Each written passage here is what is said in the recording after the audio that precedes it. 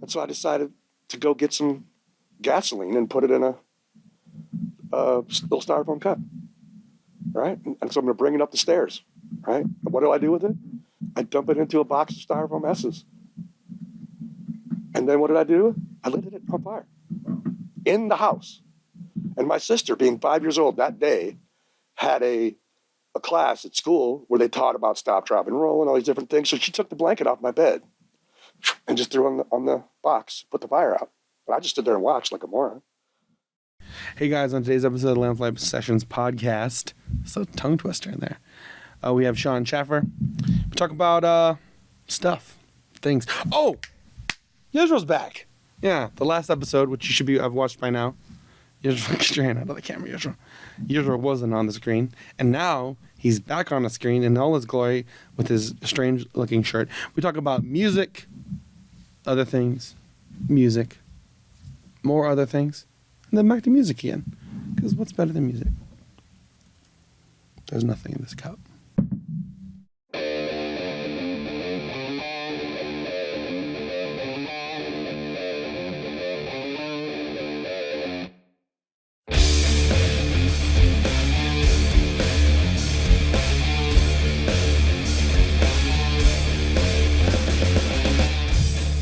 Maybe that should be our intro. Just clap 3 claps. Yeah.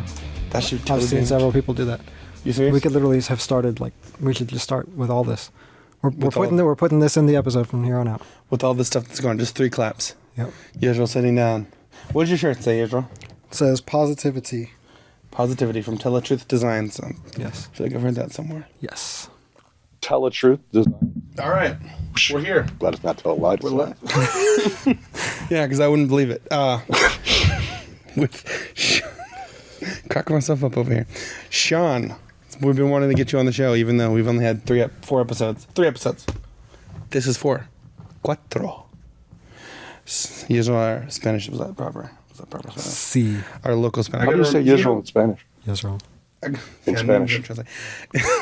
I got to make sure to, not turn away from the mic. That's what I keep doing when I talk to you.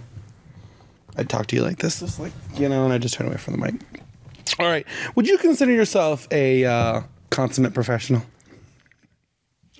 Well, I don't know what that means. Yeah, I don't mean it.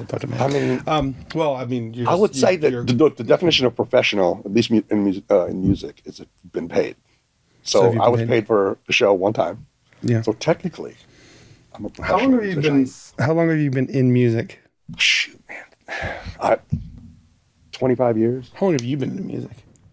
All my life, pretty much. So 25 years. 25 years. I started somewhere around 87 doing covers with some friends in a garage. You were born in 87? Yeah. No. No, he wasn't. That's more than. That's like 35 years. No, it's 35 years. That's 35 years. Is it? That is 35 Wow, years. you've exposed my my serious deficit in math. So many. Look, vocabulary makes up for math deficits. I just want you to know that. Nice. I want to just look, if you want to get serious, we should get serious. So yeah, no, but I just wanted to hit you with not violence. I just want to derail it and just say, what is the most important lesson you've learned in your life? The most important lesson I've learned is keep your mouth shut. Wow, that's a great lesson. I didn't know you would be that quickly. Because I've always been the type of person when I was very young, just said whatever popped in my head. And it has been like a highway of disasters for me. To just, imagine if you just have a thought, it just comes in your head, there's no restraint, just say it. Yeah. I don't have to imagine. I have thoughts that come in my head. And then I'm just, as far as just living in that way, where it's like normal everyday situations just become a struggle because you just said some really insensitive, mean thing that you didn't necessarily think was mean or insensitive. But it's like, just think before you speak. For me, personally. That's very interesting. Yeah, I say that way too much. That's very interesting. It's like almost filler. That's very interesting because, I've talked about that with other people. And then specifically trolls, we're in a new we weren't ever before, but we're in a new world where yeah, that's how some people get famous. Indeed. Some people get it's not even that. It's actually purposely saying the most offensive thing and trying to hurt somebody's feelings. And so that idea is like a lesson that a lot of people need to learn. But the issue is like, because I remember you've talked about before, not on this podcast, obviously, because we've only been recording for a couple minutes, but you talked about before about like being younger and getting beat up by older kids because it's, stuff you would say, stupidity. But now we live in a world where it's like you just say stuff to someone who's across the country and they're not going to do anything. That is a very interesting phenomenon, is that it seems like there's an epidemic of people just thinking they have to comment on everything. And just imagine you're sitting in your house and you could just comment on something that's across the world and you have no repercussions. Exactly. Which is, it's helped me learning lessons about keeping my mouth shut, to not comment whatever thing. Most people. Because you get yourself in deep trouble. Yeah, most people haven't learned that lesson. They're still commenting.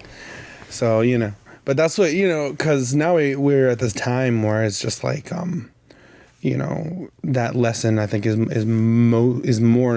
probably the most important lesson so many other people could learn they haven't learned yet in their life, because again, as we're talking about this whole divide, but also because there is a value to being nice to people. Yeah, there is a value to kindness, there is a value to respect, but it's been devalued, or specifically that value isn't really shown. Right, you hear like respect. It's like you don't even know what it means. Like there's so many times, like on YouTube, there's some channels that'll cut like movie clips out of like something. You'll just be like respect, all right? Right. And sometimes you kind of get it where it's like, oh, the movie clip is some guy saves this other kid from bullying, but sometimes like even the people commenting will go like what? That's not respect. What did the dude just literally was just like drinking coffee or something stupid? Like there's like, it makes no sense why whatever this is about. So people don't even kind of know what respect is anymore, but the value has been put on audience, on viewership, on getting out there, making your voice heard. And the quickest and fastest way to do that is to say inflammatory things. Yeah, but if you look at the media, they're a prime example of that. They don't stop and think before they hear a story. They don't take time to verify it, and they just print it. Right. And when you have an industry, there's an importance to bringing news, but when your bottom line is profit, I think that's problematic. It's definitely an issue. But I think that's the issue with so many things, is that the value system will use that. Because it's like everybody has values. Everyone has things, that they value. And there's very few things that you could value that would be negative. Like if you valued killing people, that would be a problem. Yes. Like that's a negative. You should not value that. And if you valued like if you valued your ability to steal from people or things like that, where you're just like, man, like I am so great at tricking people into giving me their money, that would be a negative value. But in general, you have these things, right? And like valuing money isn't necessarily itself wrong, right? It's the level of what you value more than money. If you value money more than morality, than respect, all these positive character traits or whatever, you value money more than doing the right thing, then you're willing to sacrifice those first. But if you value that more, then you won't be making choices to gain money that would compromise those things. So it's about kind of a ranking, and it's not, you can't just like sit down and write that, but you could, but you'd have to be supremely self-aware of yourself and going, okay, thinking of all the examples of when you've put something else above something else like that, when you've put something like profit above character, care, respect, all these other character traits. When you put, taking care of other people or helping other people under making money for yourself. Right. Which is the issue with, I think, big corporations. One, they're not a person. It's a conglomerate of people. But what's the issue of the consumerist sort of society and and I don't mean to speak against the free market. No, there is a value for it. There is a value. It's like there is not a better system that's known, on a wide. There isn't anything better. So you just kind of have to go with it. I think the root of a lot of these problems is there's an epidemic of fatherlessness. You have a lot of people, like my dad died when I was very young, And so it was just like, if you ever played pinball, just like the flippers hit and I'm just, and it's like, it took years to learn basic lessons that a lot of people would someone with a father would learn right away. Attributable to that, to not having a father figure there. I think that's just one of the many problems. If you look at the way culture changed after the First World War, right, which is still called baby boomers, right? A lot of women in at the workplace because of the war. My grandma, for instance, was one of the what were they? It was Rosie the Riveter. That my grandma was one of those women. Her husband was off in World War II, and so she's building out. I'm not sure what it was, and so you have all the divide of the family, and I can't necessarily speak on other people's experiences, but for me, having my father died when I was very young, my mother was challenged. She was a very interesting woman, but I mean, if you look at not having had that a guide in my life. I, made a bunch of decisions, like someone who didn't know what respect was because I didn't know. I think a lot of people don't know what respect is because they'd say that respect is supposed to be earned. It's not. Everyone should be respected. Trust is earned. Everyone should be respected. People don't respect life. They don't respect the environment. They don't respect each other. They don't respect themselves. Yeah, definitely. And if you don't know what respect is, how are you going to, do it? How are you going to show respect if you don't even know? It's self-respect alone. If you're not taught what self-respect is, you're going to do a bunch of ignorant things. Or even worse, if you have the wrong idea of respect. Yeah. Yeah. I mean, you see a lot of musicians singing about respect. Disrespect me. It's like, come on, man. Right. You don't even know. Right. Yeah. It's not a give and take like that, or it shouldn't be. No. And that's why I think really to answer your question is it boils down to education. Right. And which is kind of the consensus we've made. And I would think that people won't even, as far as consensus, people don't even agree on what the right way or right things to teach are. Right. And so somewhere down the line, these things have been lost. So at some point in your life, right, you specifically, would you say you struggled with self-respect? Oh yeah. I mean, going back again, I didn't know what self-respect was. A lot of risk-taking behavior, a lot of wrong choices, for example. People don't know the difference between a mistake and a wrong choice. And so self-respect comes down to you're not going to go and do a lot of dangerous behavior if you respect yourself. And so, and it's like, in a sense, I guess if you feel like, I think it's important when you're growing up to have positive role models who can uplift you, right? And show you positive ways to conduct yourself. And when you don't have that, it's difficult to know what self-respect is. I mean, some people just, I don't know, they have it. Some people, I don't know, I didn't have it. My mother did the best she could, but she didn't have it. And, because I was going to ask you that because, what kind of, I was going to ask, other than not knowing what self-respect is, what kind of, what do you think catalyzes, what do you think was the underlying issue that made you have this issue, right? Where you're doing all these things, you're not really caring about how it affects you and how it affects other people. And you're kind of going crazy in life. Can we haven't really detailed that out. Can we go into a story or some sort of explanation? Explanation as we're kind of covering something that we haven't, that the audience isn't familiar with. That's true. Right. I was molested as a child.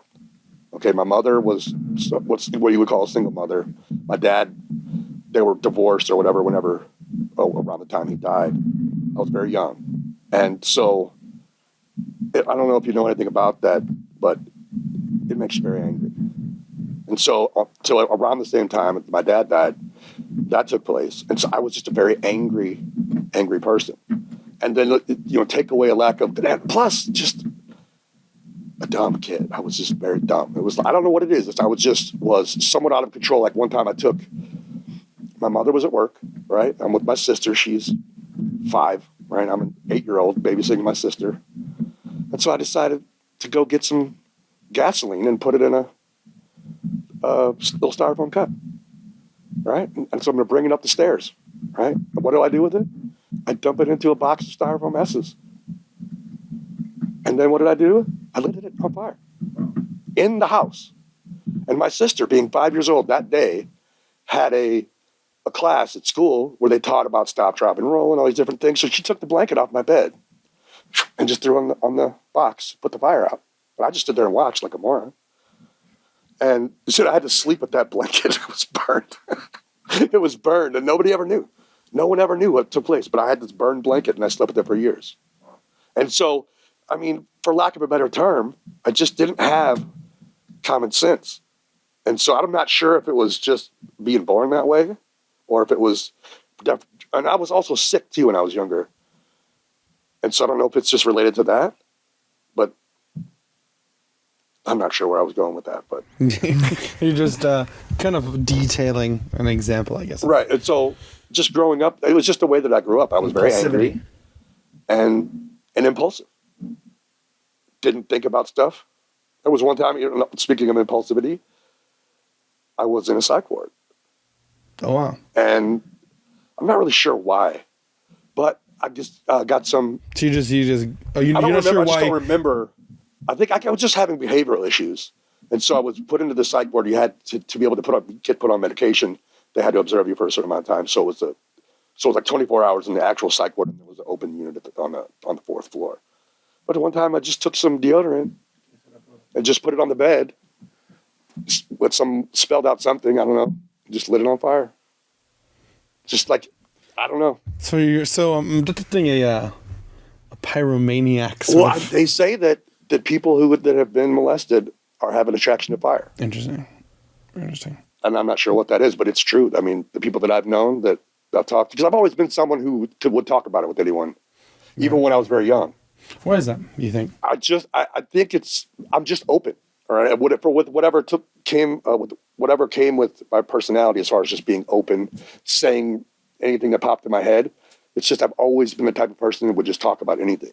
Really, nothing was off limits with me. And I just feel like in some ways that saved my life because I don't hold a lot of things in. Right. The trauma, I mean, from being molested, that has a lot of effects, especially if it occurs at a young age. That has a lot of effects on the child's developing mind. Oh, yeah. And as they grow up. What have you done, or have you been able to, and how have you been able to get over some of that trauma? And I'll tell you what, the Peaceful Solution helped tremendously. Mm-hmm. And just being around people who agree, it's like, when someone's trying to change the way that they behave, right? For example, if you're doing heroin mm-hmm. and you're hanging out with a bunch of heroin addicts or people that are still using, right. You're not going to get off of it. Right. Right. And so if you hanging around with people who are like-minded in the Peaceful Solution, they agree, I'm a knucklehead, you're a knucklehead. We're going to agree to let each other kind of be knuckleheads as we learn to implement these things in our lives. And I tell you, that has been a big part of it. Because there's a I don't know if this is an acronym, the STOP acronym, right? Stop, think, consider your options, and proceed. That is fun. It's been phenomenal in my life. So there's something to be said for community. There is. For like-minded individuals, and something to be said for the absence of that.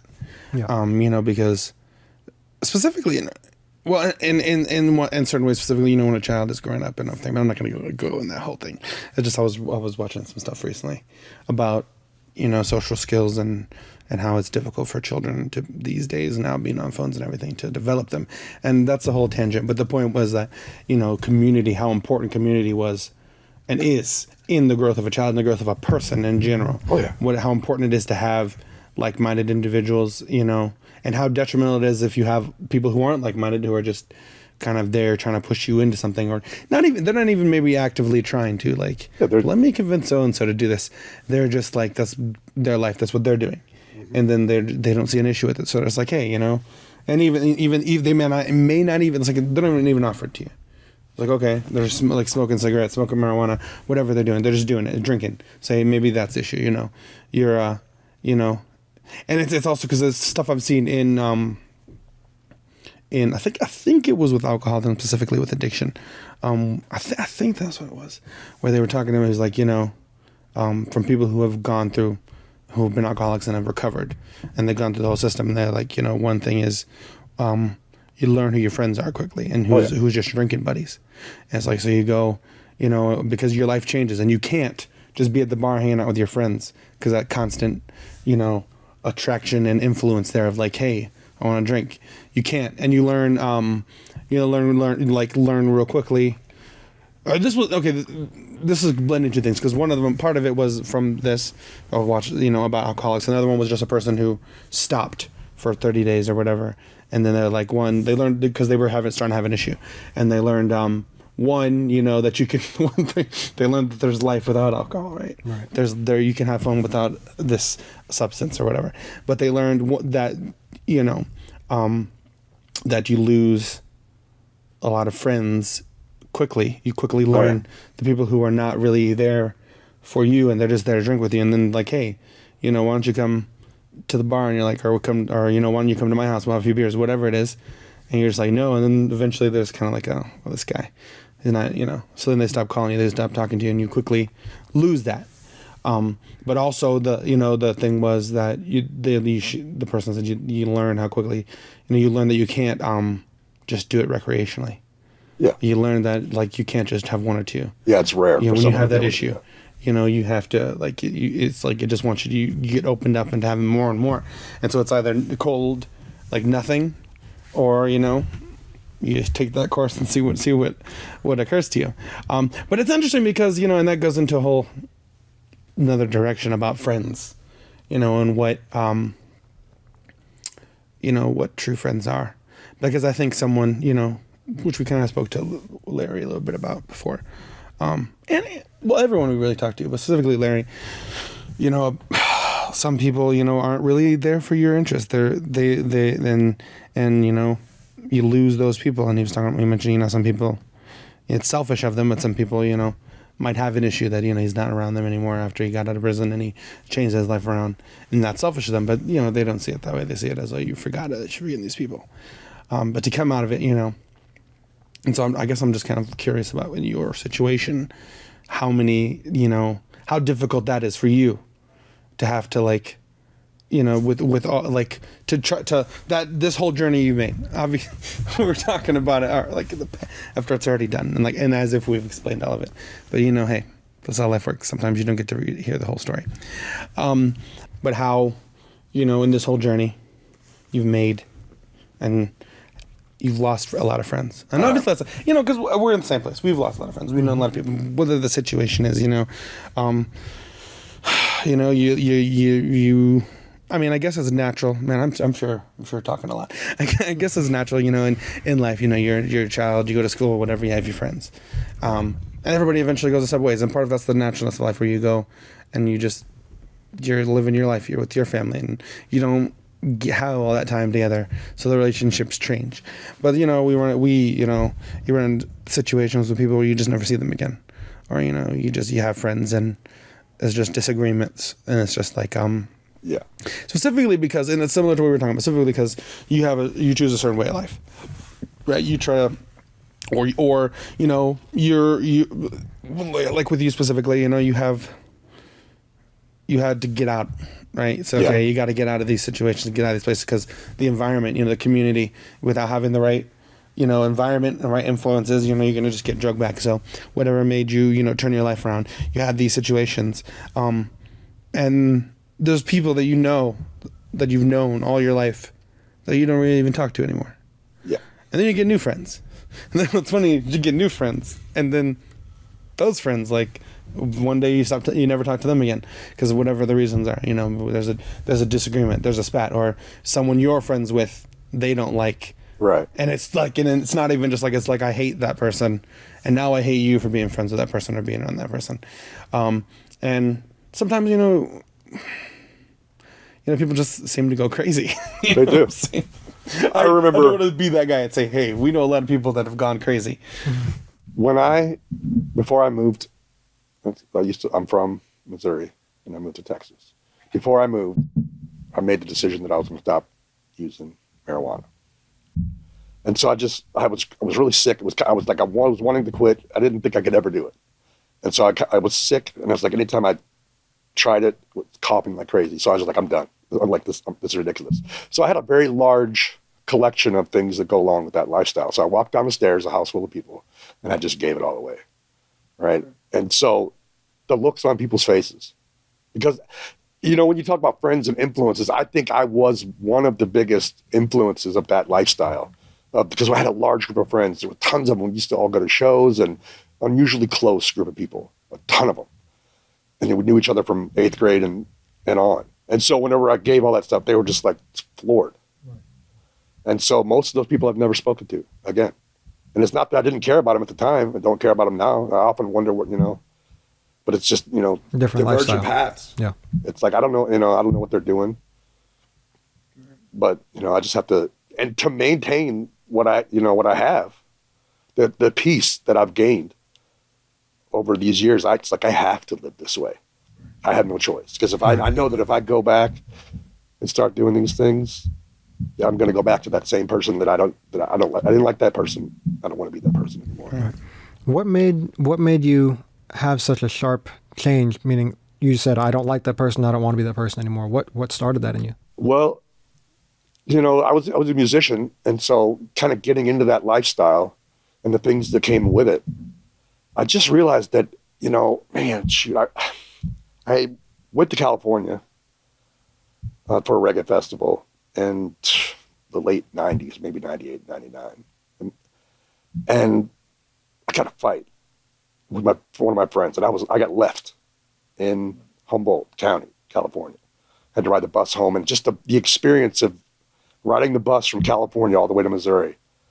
You know, I met some interesting people, and it was just like it was just like having that time to really think about. It was like, dude, you got in a fight at a reggae festival. It's like, you're probably the only person in the world who's ever gotten in a fight at a reggae festival. Right. You know what I mean? And so it was like, you're just like a bull in a china shop, man. So it was a slow realization, because, man, it was like there was alcohol and drugs, right? So it got to the point to where I would just do a lot of dangerous things. Like it would like, so imagine, let's say you're 13 or whatever, or 17, and you drink all the time, right? And so maybe once a year you do something crazy, and then maybe it's once a month, right? And then you keep going until you're 29, and now it's every single time you get drunk. Yeah.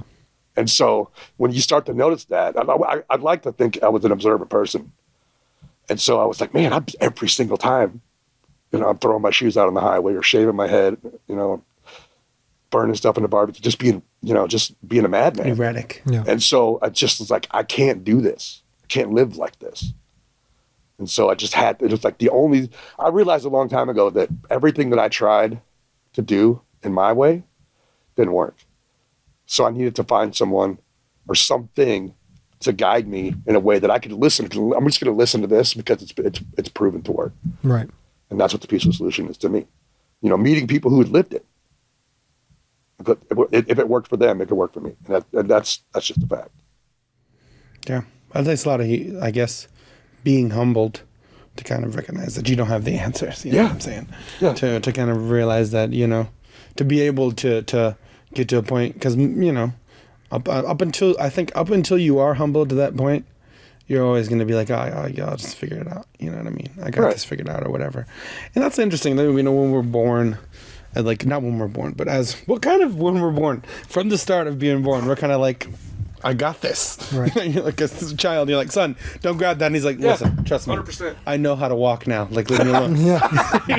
you're like fun. You're like, hey, you're going to fall. And he's like, I'll figure it out. You know what I mean? Yeah.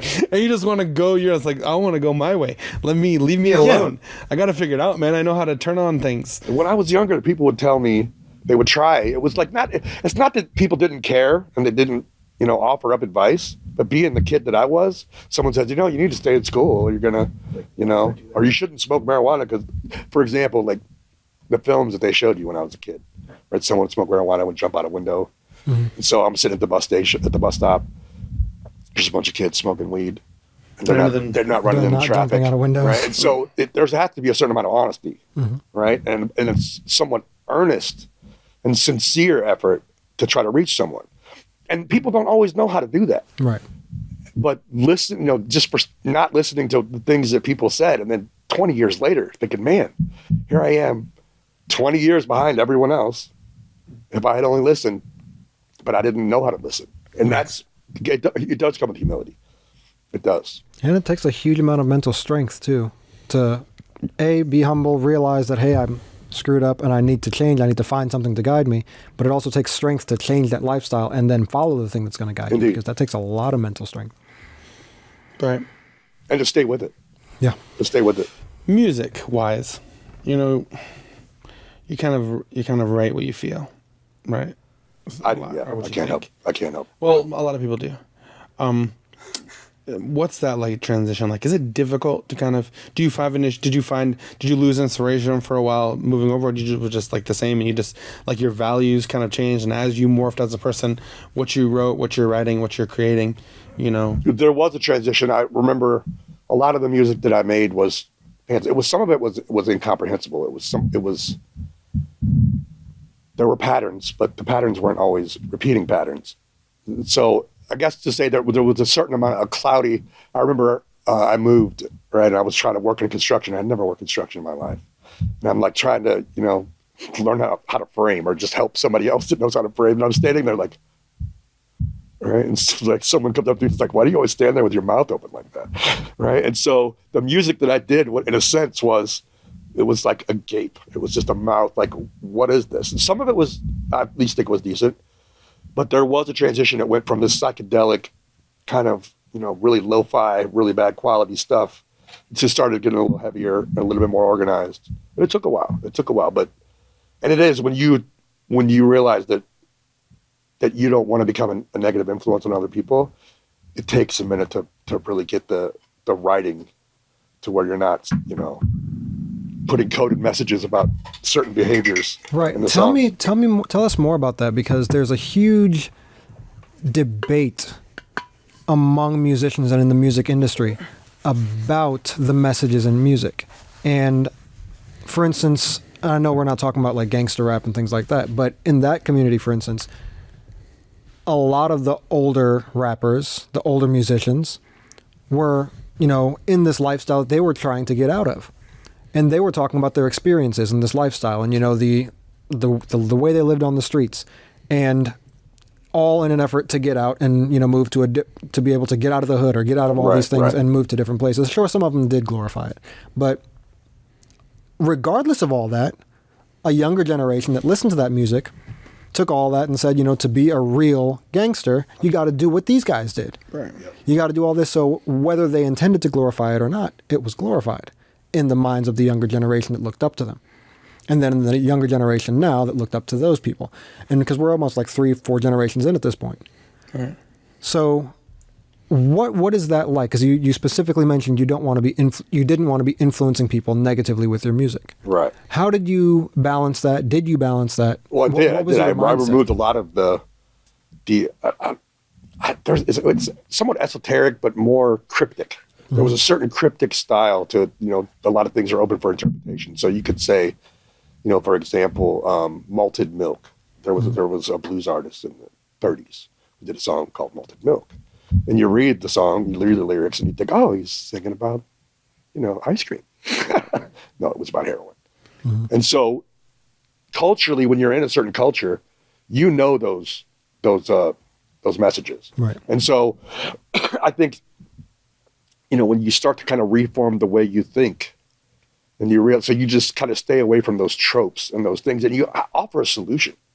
Like maybe you're pointing out a particular thing in society that could be changed, like war, for example. Mm-hmm. So instead of writing about, whatever thing that probably shouldn't be written about, I mean, it's just as people say, oh, you're an artist, you can write whatever you want. Yeah, you can't. You can write whatever you want. But you're influencing people. But it's like, and nobody wants to take responsibility. It's like, if whatever comes out of my mouth is out, and it can never be taken back. And so I would rather influence someone to live their life than to take their life. Right.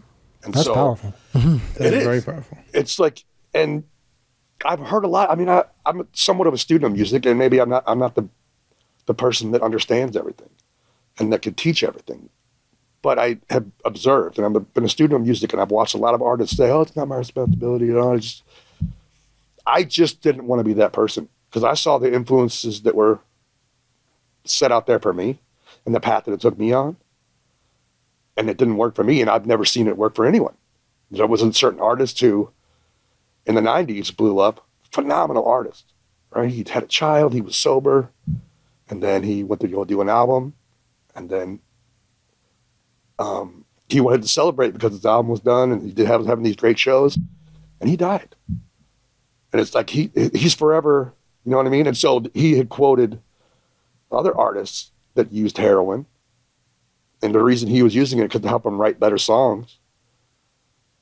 And so like these influences, like you just give an interview in a magazine, it's like, oh, you know, the heroin use and all these different things. And so the guy's dead, right? I'm not blaming that artist, but if he would have thought about it, what he was going to do before he did it, you know, then maybe if we think about the things that come out of our mouths and the messages that we're pushing out, maybe we can influence people in a positive way. I think it's also, you know, an aspect of that I think is interesting is how we've become as a society so focused on the symptoms instead of the cause. Right. And so, you know, we treat, because, and I guess what I was going to ask you before, you know, if you've ever had that issue where, because, you know, a lot of people, they use drugs and things as a crutch, and it's because they're treating it as sort of a symptom, and their symptom, you know, they're thinking, oh, well, you know, and it's not just with drugs. There's all kinds of different situations. I can't think of, there was something recently, but I can't think of it now, but there's all kinds of different things where people look at something and they see the symptom and they're like, we need to do something about that, or even with themselves, like, okay, you know, well, I could just do this, you know what I'm saying? And alcohol and drugs are an example of it, where they're just like, this makes me feel nice. It makes me happy. Or whatever, and that could be not drugs. That could be anything. That could be people. That could be, you know, entertainment aspects. Anything you know in your life, because too much of a great thing can be horrible. Yeah. Anything, you know, can be without moderation. Anything, too much of anything can be bad for you. And you can sit around. It's like, okay, you know, you can learn from something, but if you're sitting around, you know, never getting up and moving around, never doing taking care of the other responsibilities in your life, you'll start to fall apart. You'll start to have issues. You can be living in like a hoarder's house, but you really learned a lot reading this books. There goes your proper English for you there. Reading these books. You're reading these books, and you can be watching whatever and become brilliant, but never clean your house. And that's not all positive. That's negative. Right. You need to clean your house, man. Yeah. Or whatever. All these different things.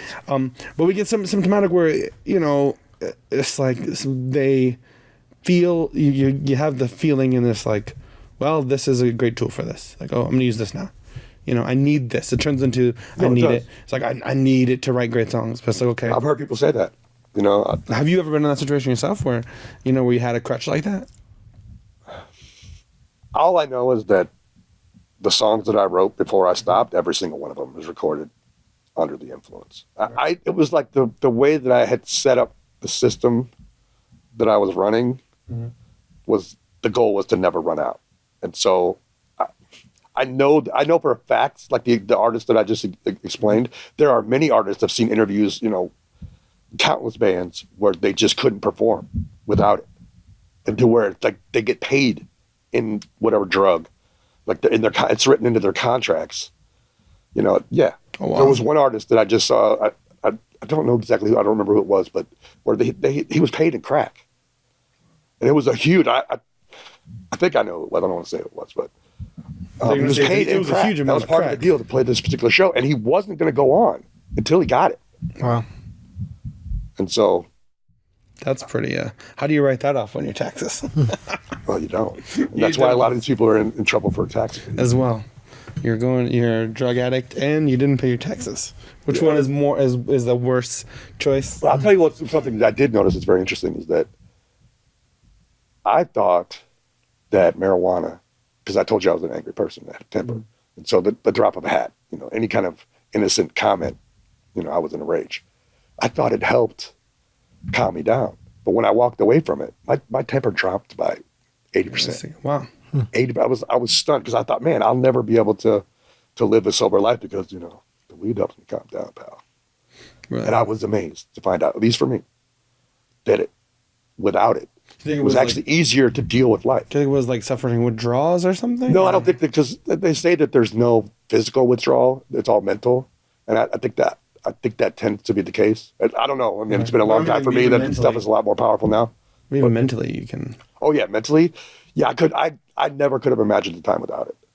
To where it was like, look, I was talking to some relatives a couple of years ago, and I was, we're talking about certain things because they acknowledge that the change that I made, because it's like I moved away from everyone, right? And you miss your family, but they understand that I had to do it or I'd be dead. And so, but I was explaining to them that there wasn't a time between this age and this age when I wasn't under the influence. When they didn't know me as a sober person.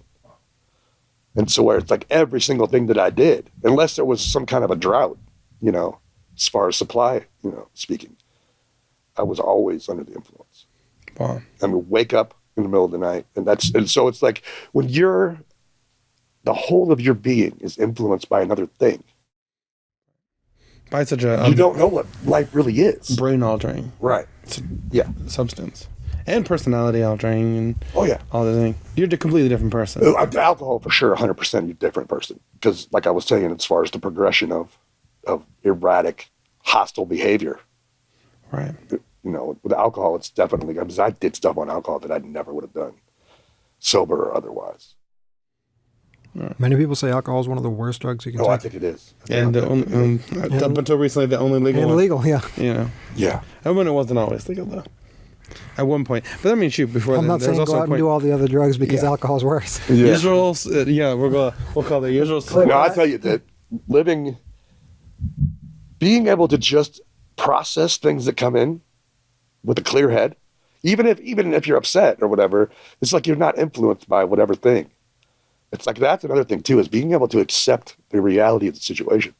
Before, I was in some fantasy world. It's like, oh, this thing will develop and I'll be able to take it. It's like, yeah, your life's falling apart around you. And then, so now it's like, okay, I'm not high. So I realized that, I have to pay my bills. Right. Or my electricity is going to get shut off. There's a bug. Yeah. It's a mosquito. Well, some people have said, so what do you say to these people who have said, that it's actually not that big of a deal, that, that there are high functioning people on marijuana, they're basically the same, and it actually has all these positive, and that it doesn't really change them. And they might say, you know what, I can do all this stuff, I can operate a vehicle or whatever, or they don't see such drastic personality changes in themselves. They don't see, even if they have tried like times where they're sober, maybe not permanently, maybe a month or so. And they think like, it doesn't actually bother or change me that much. A matter of fact, they, because there's people out there who endorse it, and part of the things they say is like, alcohol does this and it's bad, but marijuana isn't like that. People out there, they just are very relaxed. They smoke marijuana and they're chill and they go and do their thing and they're proficient at this sport or this, very technical thing that they have to do, and it actually makes them better and enhances them. What would your opinion on that be? It's difficult to make a blanket statement because people are just going to get upset. Right. But I would say that there is a huge benefit to just seeing life the way that it is. Right. So I haven't been drunk in 20 years. I haven't smoked marijuana in 20 years. And so that perspective, right, being able to just, I don't know, what is it? What thing it is that they're not accepting or that they're not dealing with? I don't know. It's a difficult thing to say. Yeah, I guess it's difficult because, people are complex. And No, I think too. When you're a young person, teenager, maybe early teenager to late teenager, taking these, you said specifically, most of your family, most of your friends, even you, didn't know you right sober. None of them did, yeah. Your whole personality was built around this 100%. Under the influence person. Yeah. For someone whose mind is still developing and growing, and who they are as a person is still developing. Who they are as a person is developing under the influence, and then when there's no way to calculate what that stuff, what the effect that it has on your mind. I don't know if you're familiar with Andrew Huberman, but he's He's a scientist that deals with a lot of the things to do with the brain, neuroscience, and things like that, and the mind and body and how they work together. He was talking about how, his childhood and how he was brought up, and he lived had a pretty crazy childhood, dysfunctional as far as parents and things like that. and he was working in a lab with a scientist that he looked up to. And the scientist advised him and said, if you are insistent that you want to, try these drugs and things like that, at least wait until your mind is developed.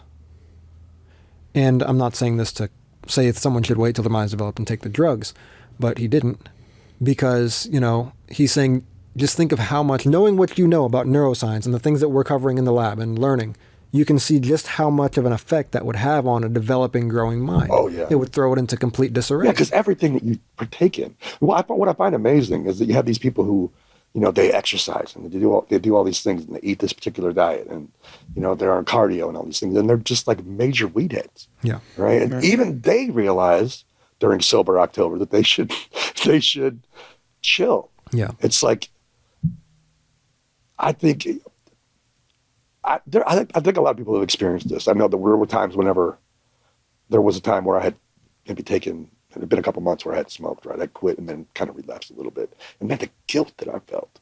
Because no one was behind me telling me, you have to do this. Right. You've got to do this or you're going to, It was just, I made my choice. I stumbled. And the first time I smoked it again there was just amazing guilt. I think that inherently people realize that the way we live our lives is wrong. And 99% of the people on the planet have no idea how to live their lives because they've never been taught. If you think about something like the Peaceful Solution, it's a basic thing that if people were taught what respect is, then they could, because man, it's like, you would never want to influence your friend to start dipping or something, or, man, I'm going to buy a beer and we'll, get a beer, we're all 16. You know what I mean? It's like, if you think about the lives that have been lost with a lot of these choices that people who are never taught, I think that I kind of lost my train of thought. No, but the point that you made though, and I think it's definitely the point that keeps me away from things that alter my mind is, why would you want to live in a reality that's not true to reality? Right. Because you're putting your mind under an influence to skew how you view things. Right. Why not see life as it is? That's the best way to see life, the most accurate way to navigate it. Yeah. But then I think, understanding there's just the incredible potential of the human mind. Your face was like, that's a great thing. That's a great thing. Understanding, but I think understanding, because I don't want to say the jury is still out. Some people, there's been a lot of scientific studies in how these things affect the mind. And some people, want to only take certain ones. More recent ones that might say it's not whatever's that going bad. to justify this. It's not that bad. There have been some that's, it's all over the place, So even just understanding the possibility, just to entertain the possibility, understanding the possible potential of your mind, which almost any person in the right circumstances could achieve. Now, not everyone, not everyone is smart, but generally that's not in the best circumstances to acquire that. But I think almost any, given the right circumstances, taken and put in a position where they have the access to knowledge and where they have the right circumstances to learn and all the help that they require. Specifically now in the information age, understanding the potential of your mind, if there's even a possibility that these things can damage or alter it, right, and prevent you from reaching that potential, wouldn't you want to abstain? Because I think you would. I mean, it really is incredible once you even even now, like, with. Because there's a lot to be said about diet, and not just like exercise and diet, but just the life we live now, where microplastic, all these weird things, just weird things you wouldn't even think, like how much plastic leaches into things that we have packaged, right. All these weird different things that get into our food and the things we eat, and then we're not eating organic, and we're not eating the way we were hundreds of years ago. We already have so much stacked against us. We're doing all this crazy processed foods and all this stuff. And that's what we've had scientific studies about it, because when we start to learn like everything like everything affects what we're doing. Like this affects us. Like, okay, we thought it was okay to just package things in this, but there is stuff that's coming out of that, and it is affecting how people are. Or the lead in dishes and what is it? Right, there was Mary Cherry, the lady who studied radiation. They both died. All right. And so I think a lot of times people, it's like most people think you're born at zero. Right. Like you're born with nothing and then you build it all, you learn everything. But there's many, many studies that show that we inherit things. So why is it that you're really funny? Was your dad really funny? Was his dad? Things skipped your certain generations. It's like music, right? As I started doing music, I wasn't really around anyone in my family that did music. Right. But once I started playing it, my mom walks into my room one day and she's like, "Oh, do you know this song?" I'm like, "What?" And she's like, had this weird organ. She starts playing Beatles songs on the organ. It's like, "Oh yeah, I play by ear." I had no idea. Yeah. And so then I was like, I found out that there was a relative that carried a fiddle in the Civil War. Right. And that I found out that my other aunt played folk music in the 60s. And then my grandpa played guitar. It was like, so we're not born at zero, right? There's genetic. Right. Babies respond in the womb. There's a reaction. And so all these things, like every single thing that we do, every single thing that we eat, sleep, drink, think. Everything we sleep. It affects us and it affects those people around us. So imagine if you had 50 people and they all agreed, okay, we're going to learn what respect is and we're going to practice it. And we all agree that we're going to do this no matter what. We're going to work with each other. We're going to respect each other. Imagine the benefit. So think about, I was talking about being molested, right? And so what does that do to a child to have some kind of organic interference? What was that person going through?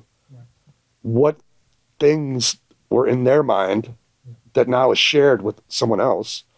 So I said I was a dumb kid. Well, there's no one around that I can ask, was I always a dumb kid? Or was it around this time that I became that dumb kid?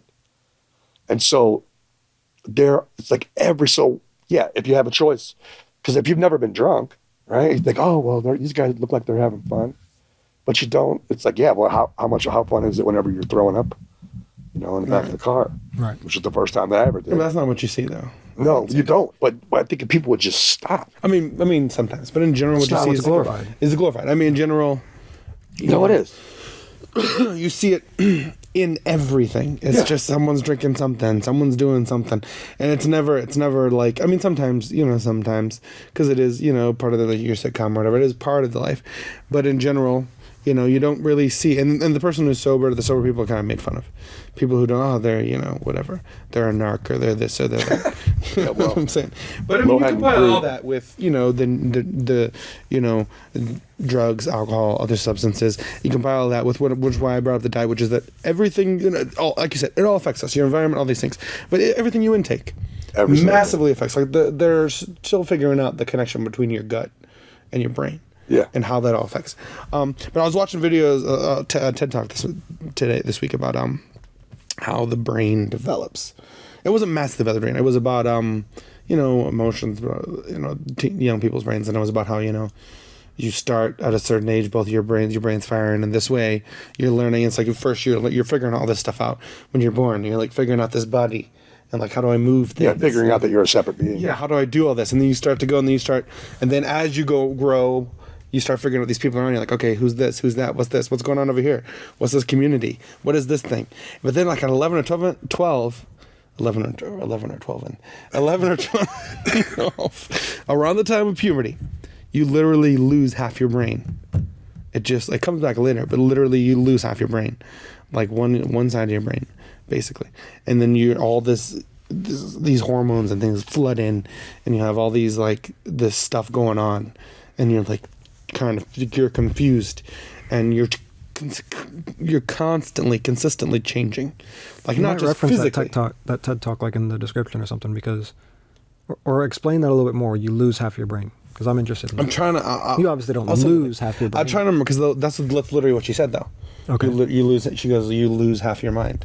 I'm trying to remember. I'll send you a link, and I'll probably put it in the description. Yeah, reference the TED Talk. That'd be. So she says it's something you lose permanently? Or? No, you get it back. But like for a point, you basically lose half your brain.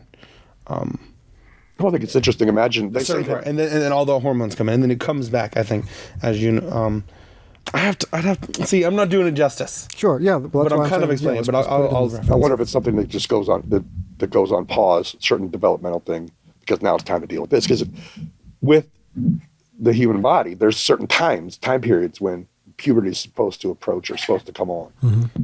And so, and they say that whenever someone is molested, they become sexually active at that moment. So if it's 4 or 12 or whatever it is. And so having things come at an early time, I know in my case, it was not something that was beneficial. Right. And so the dynamic between understanding, see, people don't understand who they are even, because it's like, there's no guidance. There's no agreed upon, say, hey, this is a person you should listen to because, you know, they're an expert or whatever. It's like we take children that are 15 and at their most vulnerable when they lose half their brain, and we leave them on the internet. Or we let them go over to Jim's house or Jane's, or we let them drive a car and go wherever they're going to. Don't give me a car at 16 years old. It's going to end up in the ditch. Mm-hmm. Yeah. And it is true. It is true that's when we need kind of guidance the most. And it's because we're confused with all this, because it's also the part of our brain that is doing all this thinking is the one that's like hit the most with these hormones and with all these things. And so we're confused and we're like agitated and we're just whatever. And a part of it, you know, is it's the way, this is the pattern of humanity. It is. You learn, you practice, and practice makes perfect. Rarely. I mean, it does. Some people just get things. There is natural talents and proclivities, but overall, even then, most people don't just like pick something up. It's like grab a guitar and then they're just like, you know, that's rare, but there are, you know, Stevie Ray Vaughan or whatever. Prodigies. But there are prodigies, and there are some people who do. Yeah, but I think that's inherent. That goes back to and there's some people, you know, I mean, you know, and there are some people that are more prevalences, but overall, even then, majority of the time it even takes. It's like steroids. What's funny about steroids? People talk about steroids as if it magically gives you muscles. You just like. I think it helps you rebound. And this goes. But no, even injecting steroids, those two people still have to put in the work. Mm-hmm. They still have to less muscle. Yes. That helps them. Generally, it's about recovery. Right. Helps them recover quicker. You know, all these things. There's increased testosterone, all these things. They do have a leg up on other people. But the ones like EPO specifically is about recovery, where if you don't have that, you know, you might have to take a day off, but they don't have to. And they can push more weight. But even then, they still have to put in work. It's not like they just shoot it and magically their muscles just grow. They have to put in work. That's what life is about. Yes. It's about exercising things. That's what being a child is.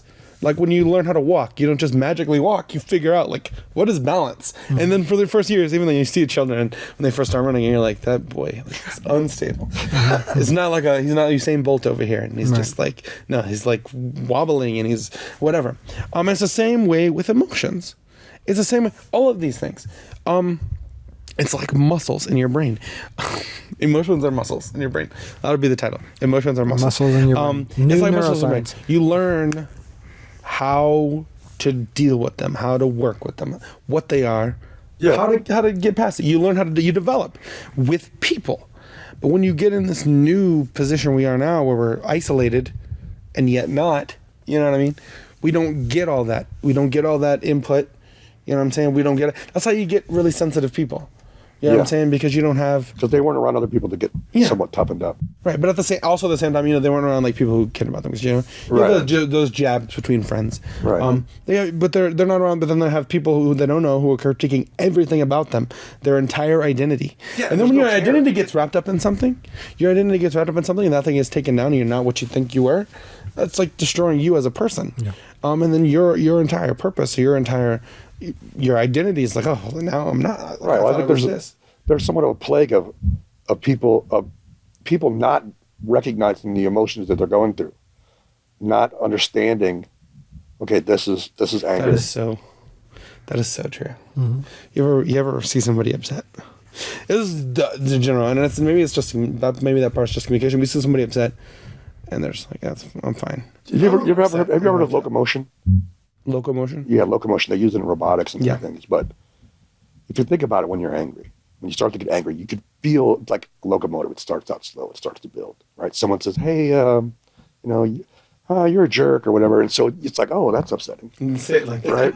And then we're just getting straight to the point. Right. So it's like, oh, that's just a little twinge, right? The motor fires up. And then it starts to move.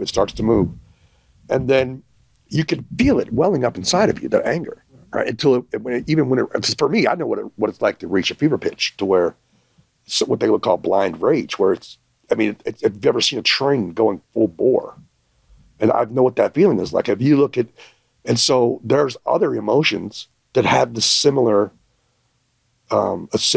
mechanism, such as, like if you're looking, when someone looks upon someone that they're attracted to, right? There's a certain locomotion that takes place. But it's like, I think that people don't recognize, there's no one there to say, hey, you're going through this particular situation. This is what you might be feeling. And this is some of the options that you could explore to get through it. Because, man, if someone would have stopped me and said, hey, look, okay, this occurred to you, you're angry. And right now, you're just like a raw nerve, pal. You know what I mean? And that's what the Peaceful Solution did for me, was say, hey, stop, think about it. And having mentors.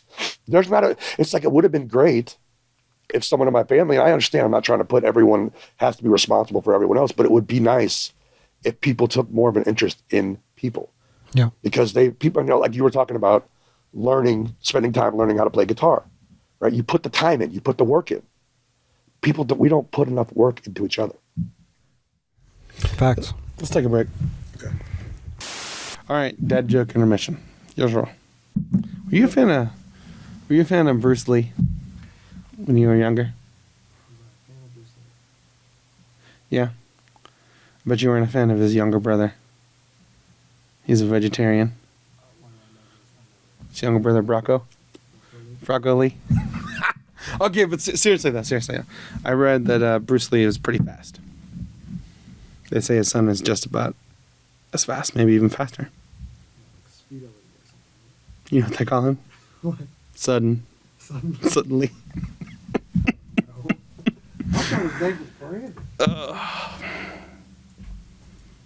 The people are going to hate us. If you could describe fatherhood in 10 words or less, what would they be? It's a roller coaster. Can you get close to the mic and speak that up so we can hear? Ladies and gentlemen, it's a roller coaster. Really? I'll tell you what, it's an ongoing battle. I'll tell you what, it's difficult to quantify because there's a ton of responsibility, right? Because you're acutely aware of all the negative things that you've ever done. Right? Of the acutely aware little ones. Exactly. See what I did there? Nice pun. And then you desperately don't want this little person, to repeat or fall into the same patterns that you did, right? And you just figure it's like you're getting older, so it's like I just need to be around because like when you talk about when we were talking earlier about not having guidance, right? And you see someone making a mistake. And so I noticed that if you can explain to someone, say, hey, this is what's going on. This is what you're feeling. And they can say, oh, that's what I'm feeling.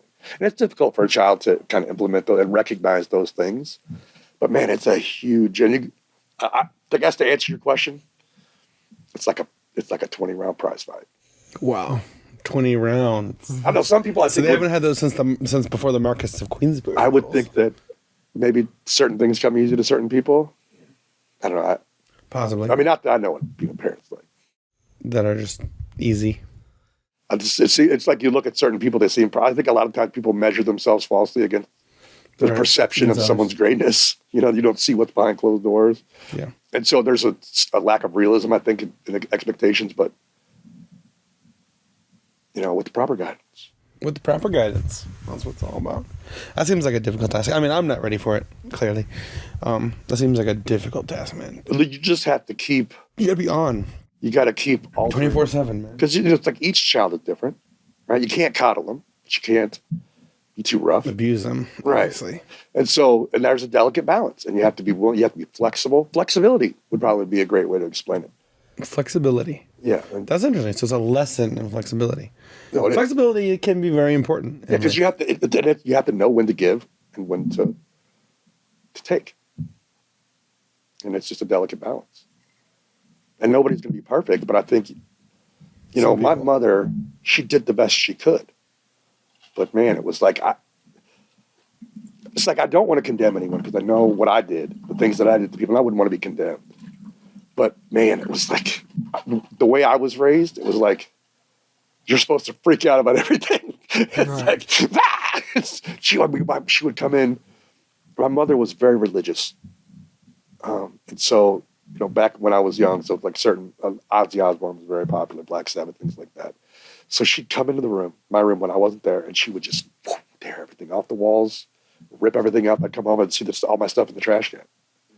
And it wasn't like, well, son, these things, these influences can be very dark, and they don't realize what they're teaching you. It was just like take a bear claw to everything, and so that's how my mind was formed. But it took years to realize it's like, hey, man, you don't have to be a hard ass about every little thing.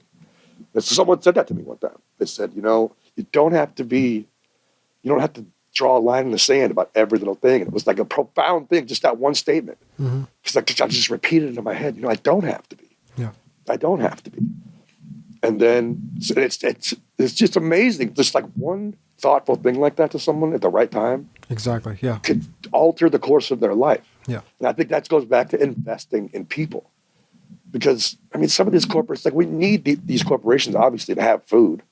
We've had more people brought up out of poverty because of capitalism in the last 200 years, but we don't have to be so cutthroat about it. Right. It's like you don't have to. It's like, imagine if you had a profit model to where it's like, okay, we want to make this certain amount of money, but we don't have to make all the money. It's like, we're going to help people. We're going to help these people be healthy and then, feed them at the same time. And maybe it's like if you took certain elements, certain ideas, because there's a lot of stuff in the news about communism versus capitalism. It's like the issue of the left versus the right. It's like if you don't have one side of the brain, you're not going to function. It's like you need the right and you need the left. You need to be physically responsible and you need to care about whales. Because if it wasn't for the left, we wouldn't have whales. They'd all be gone. Every single one. Well, a certain amount. Well, think about this. In the 80s, there was a Save the Whale campaign. Right. And so I think it was the humpback whales were dangerously. Look, people will pervert or twist anything to their own agenda, to their own ends. But if you look at the situation, they were endangered. At least that's what I was told. I don't know. I want someone to twist my arm. So you don't have the numbers. No, I don't have the numbers. But at the time, I believed it, and I know there's more. Like if you look at great white sharks, I know for a fact that in the 60s, the seals, especially in the east of the country, in Boston, they were almost wiped out, And so now, when there might have been 12 sharks or whatever sightings in a year, now there's 100, right? Because there's a guy at the Greg Skolmall who goes and tags them every year, and there's hundreds, and so they let the seals alone. And so, really, what's wrong? Obviously, we need seals, right? Right. But we also need to not, kill people because we got to protect the seals. It's like, we got to protect those seals, pal. It's like you need a balance. There has to be a balance. And that's what's important, balance. Flexibility, yes. To get the balance. And also the traits of the different sides shine depending on the state of the country, like the economic state and things like that. Yes. Different traits come out. Yeah, you can't. It's a delicate balance, and it's necessary. Balance is necessary, but the issue is if there is no balance, it's polarization. Right, and that's the issue. There is no balance. It's like you're bad and I'm great, and the opposite's like you're bad and I'm great, and everybody. And you're simply bad because you're on that side. Right. And everybody who doesn't agree with me is evil. Yeah, exactly. And that's just a fact. Right. Evil is evil. It doesn't mean you're evil because you want to save humpback whales. Right. It doesn't mean you're evil because you don't want to send a bunch of money off to a foreign country. But if your saving of humpback whales is just murdering humans, the issue is like there has to be a balance, and it goes back to kind of conversations we had. It's about education, because if you don't, it's about being educated. Not just education, but being educated. Because if you think you have a problem and you're not actually educated on what the issue is, if you think you have a solution to a problem and you're not actually educated on what the situation is, you can end up hurting someone, causing another problem. But it's just like, okay, because if you just think, well, here's what we got to do, man. We just got to go in here and kill. It's like, okay. Like, well, we just need to kill all the great white sharks and that'll save the seal population. Okay, that's going to be another huge whole problem. Yeah. Huge and whole problem. Yeah. Where now what else is going to die for? Now, because it's a balanced ecosystem. The way the Earth is made is balanced. The Earth is very balanced. It was supremely balanced. And then, over time it's kind of been screwed up, but it's very balanced where it's just like gravity is like completely insane. You know what I'm saying? Like the way orbits work, it's like we're not degrading into the sun and we're not going away from the sun. It's a perfect balance. We're going around the sun, right? And it's not like slowly just like in like a year or two we'll be inside the sun because we're spiraling in. You know what I'm saying? It's perfectly balanced. Everything's balanced. So all these things, the moon, how everything's worked that way. The ecosystems. It's like this thing eats this thing and does, and that, and this whole food chain, all of this, and we see what occurs when we don't mess with it. We see sometimes, these few last pristine, sort of reefs we've come across where it's like nobody really, humans live there, and you see what occurs. Yeah. How the things aren't all whacked out, but then we just go in there and just do whatever we want. And take things because that's what we do, and to a point, it's understandable, that certain resources and so. Right, but there is a certain amount of responsibility there. Yeah, it requires responsibility. No, it doesn't. Most people can't even agree what's responsible.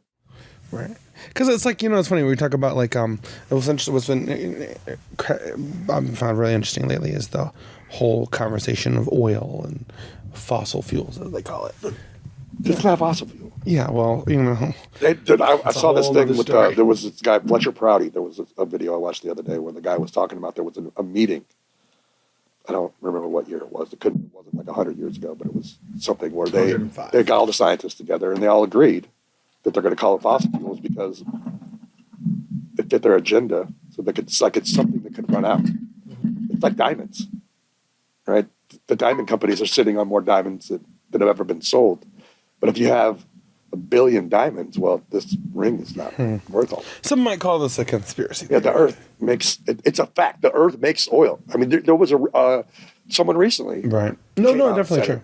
I agree, but I don't have the evidence. Right? So I agree, but I understand that. Well, I know people in the oil field. For example, I know a guy, two brothers. They're from Louisiana. One of them worked in the oil field, grew up in the oil field, and he's like, bruh. And they said that the oil field was empty. The oil was gone. But they come back 10 years later and all the oil wells filled up. Yeah, I know about that situations in Pennsylvania and Texas where they refilled themselves. But, the accepted science would say, I'm saying. So as we're saying this, someone watching might go, well, you don't have any evidence that, you don't have any scientific studies. Now, I don't always believe because they've said all kinds of things. We've had numerous times where, we've been lied to as people, as a country, as a world. We've been lied to by people. There are films, great films about, and it's interesting because we were talking earlier. You're talking about, when you started this whole conversation, not this whole, but this just a couple minutes ago, talking about this. I was thinking about, because you're talking about like food and all these things and healthy. But the issue with it is that there is no market for being healthy. No, but you could. No, I know, but if you pushed it. The issue is that the money is made. Pharmaceutical industry, the big pharma they call it, the entire medical. I don't want to say history, but not history, but the entire medical industry. It's business. It's about money. It is. It's about getting. And I was watching stuff about insurance. It's so funny. I was watching a clip from an insurance agent. He was talking about how, like, the way it works, like with insurance agents and doctors and all, is like they make it difficult for the doctor to get the money, and if they make it difficult for him to get that, he'll stop giving you the best treatment. Yeah, he'll stop suggesting. Yeah, if they stop asking for if it gets hard for him, if he's like every time he asks, he can't get the money for the high quality like scans and all whatever treatment. He'll stop doing that. Yep. So it's all business. It's like when you're sitting there going, and there's been conversations about it. I've watched the films, there's on the films where people have asked the question, and obviously these things are suppressed, but they ask questions. So like cancer is the perfect example where it's like, there are all these, people get in trouble, that there are alternative ideas medicines that show success in treating cancer, but they don't make the money like chemotherapy and all these things. And there was whole situations where families would get in trouble. They had to go out. There was a family where they were like told they had to do this, put their child had cancer, go through chemotherapy, and whatever they're doing. And they were trying. Well, this one specifically, they were trying to force them to do it. And they the people left the country, and they were like going to take their child away from them, and they left the country. The person they went to, like they got all their success, but that man got shut down. His clinic got shut down because it was showing positive. Because there are legitimately, the issue is when you have legitimate business interests behind all these things, right? And the interest is like not to help people, the interest is to make money, and your corporation like makes money off of giving this treatment to other people. If they don't need it, well, hey, but maybe they don't need it, but if you convince you talk to your doctor, say, you put them on it, you get a little something off the top. These kind of things occur all the time. And people, we kind of try to keep it covered up and trying to pretend. Right. It goes back to what you were saying. Those people were not taught what respect is, care and concern. Or what you were talking about, value. They don't value care and concern. And for someone who wants to improve their situation, valuing care and concern for others and for yourself is key. And so I worked for a guy. He ran a furniture store. And it was like, so I'm the person that at that time didn't even know how to read tape measure. And so I'm not getting paid that much. And so it's like for him to employ me, right? And sometimes at a loss. It's like he had it in his mind. I've always admired him for this. He had it in his mind that I need help. This guy needs help. And so I'm not going to make $1 million, right? And so I think if you were going to run a corporation and just agree, hey, we're going to serve our interests, but we're going to, because man, if you think about it, why wouldn't you want your customers to live longer so you could sell them more stuff? Right. It's like, okay, well, this is poisonous. Well, we're not going to pull it out of this product until the FDA or whoever tells us we have to, until it's killed. So where the cost for paying out for all these negative cases exceeds the profit that we made, then we're just not going to do anything about it. But if you agreed, if you knew what respect was, if you knew what care and concern was, and you just said, I'm not going to conduct myself this way because it hurts people. That's a great point. Is that the way of life, it is in the end, in the long run, it is the superior choice, and it is the most economical choice. So if you talk about like just eating healthy, right? It's like in the short term, yeah, it costs more money now. And it's, and again, you understand when someone's dealing with, they have children and family to provide for, but in general, it costs more money now to buy the healthier foods. But it doesn't have to. In the long run, but right now, in the long run, you're going to live longer. Yeah. And that's worth more. Right. It should be. Unless, it should be.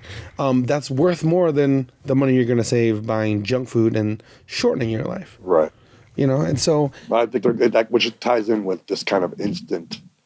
There's no delayed gratification, right? So you were talking about guitar earlier, right?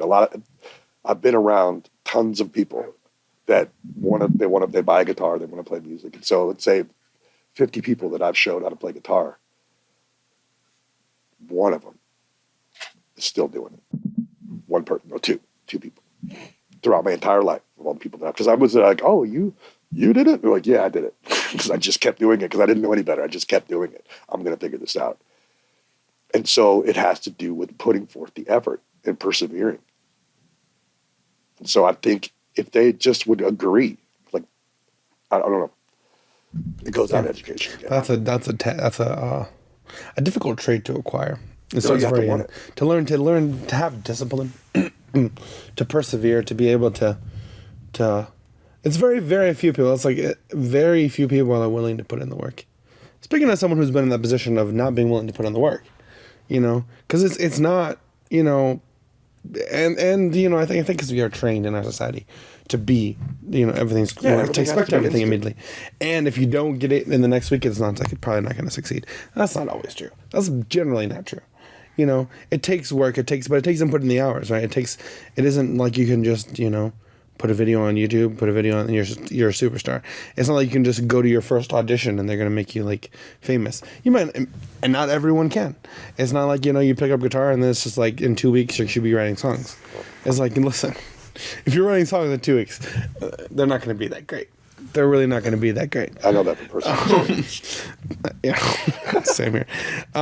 But we expect that, and it's also funny how we get into a place where we expect to reap the rewards of other people's hard work. We expect an equality of outcome where it's like, okay, well, listen, if you, and this is an absurd example, but it's like, okay, you go and play guitar for 35 years. I should be entitled to the same crowds you draw playing guitar. That's just not a fact, man. It's like that comes from too where you can, it's like, for example, right, some of the people that I play music with, one of them has a way better understanding of the structure of music than I do, and I've been playing for 35 years. But it's okay, right? It's okay that he has that, because that's him. It doesn't make me an idiot, because I don't. And so it's like, I accept that I'm never going to be the best lead guitar player, even though I wanted to be. But I could just make do with what I have, and that's enough for me. Right. So that's the cool thing about music, is just like putting in your little flavor, your little taste on there. Yep. Your little version of part of yourself, your little personality, your aspect. It's like everybody, might not, and people don't have to like the sound, and what I play and what you play might be different. Right. But it's everyone has something to offer, and that's interesting. Even in life, I have some people. I hate to call you guys out, but I got some people I've been trying to get on the podcast. And they're like, I'm not smart enough to be on there. Or, the people I've been on there so far, they've been really smart, and I'm just not one of those people. It's like, well, one, that's not true. I think that undersells. I think we always undersell ourselves. And two, comparing yourself to others. Because it's like, yeah, maybe someone's smarter than you. But that doesn't make anything that you have nothing to say. That doesn't mean that you don't have anything to add to life. You don't have it's like music. It's like music, though. It's like someone can be a better guitar player than you, and you can write a really fire song. That's a conversation I've had with someone about with someone who we both respect as a guitar player. Is like one of the best we've ever come across, and like technically, like an incredible. Oh, yeah. And we were talking about it, it's like, even him, it's like, okay, and he wouldn't look down on you, but you would look at him and go, man, he's much better than me.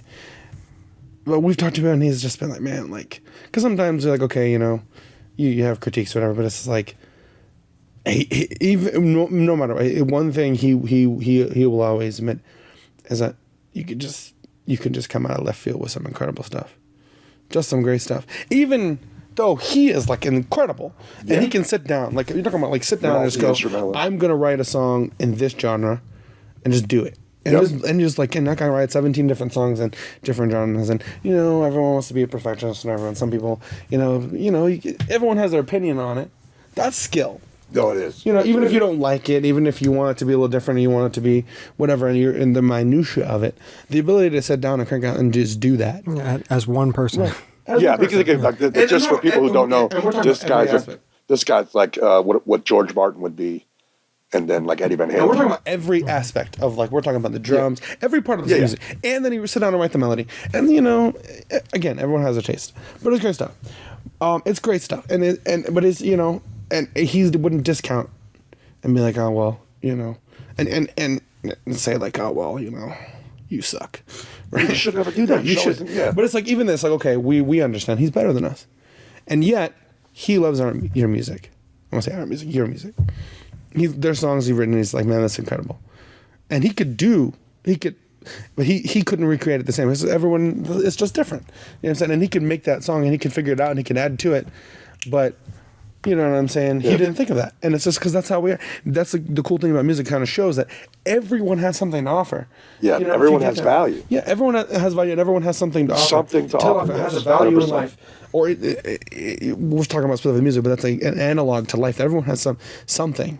There's nobody that's just like, in general, just like, okay, and you're nothing, you're useless or whatever. And there's a place you can work together and so as ourselves, it teaches you, like, okay, I don't have to be the other person. I can just be myself. Yeah, and if you're comfortable with that, and that was one thing you said. You said if you're writing songs after 2 weeks, then they're obviously not that great. I did that. I was my friend who I was in a band with or whatever. I wasn't a band at the time, but he showed me some chords. So I went home and wrote songs with those chords. And it was like, oh, check out you got a new song, check out your new song. But if I had, I hesitate to say whether the music that I've written is great, because I'm not the judge of, I'm the judge of what I like, but not what's great. Right. And so I never would have gotten to the point where someone could say that had I not stuck with it. And it's okay if you don't. You definitely want to toot your own horn, but music is subjective. Yeah, but if you don't, it's like... Mostly, there is an objective point. If you don't stick with, let's say you wanted to play guitar, right? You think it's a great idea, and it's not for you. It's okay if it's not for you. But it's also okay, if it is for you. But I think the point in the end is that if we stick with it, we'll get there. All of us. And that's the point. That's the point of everything we're doing.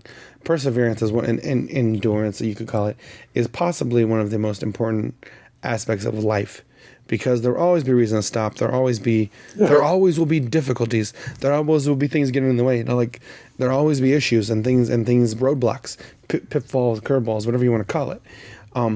And there will always be bad days and there will always be great days. But specifically on the bad days, to be able to just push forward instead of giving up, that's what makes a person successful. That's an aspect.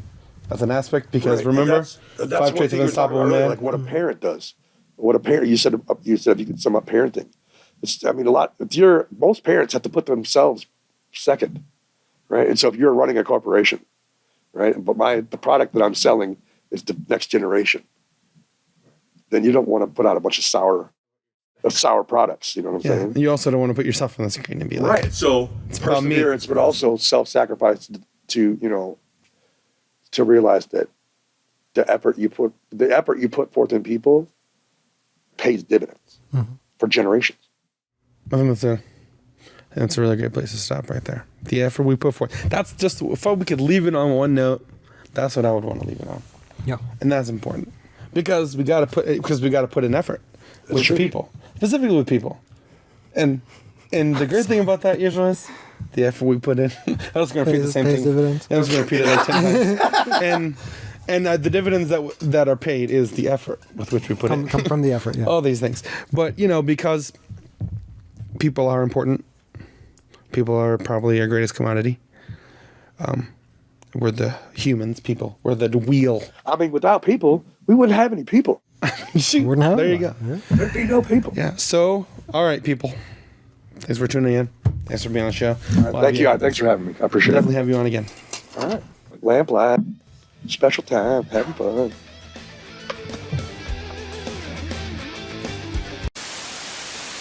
Listen, guys. We are doing great things here at the Lamplight Productions. And you can be a part of it for the low price of $0.00. Because all you got to do is subscribe. Ring the bell. Ding dong. You can't go wrong. Or don't. It's a free country. Do whatever you want. Though I don't know how you can live with yourself.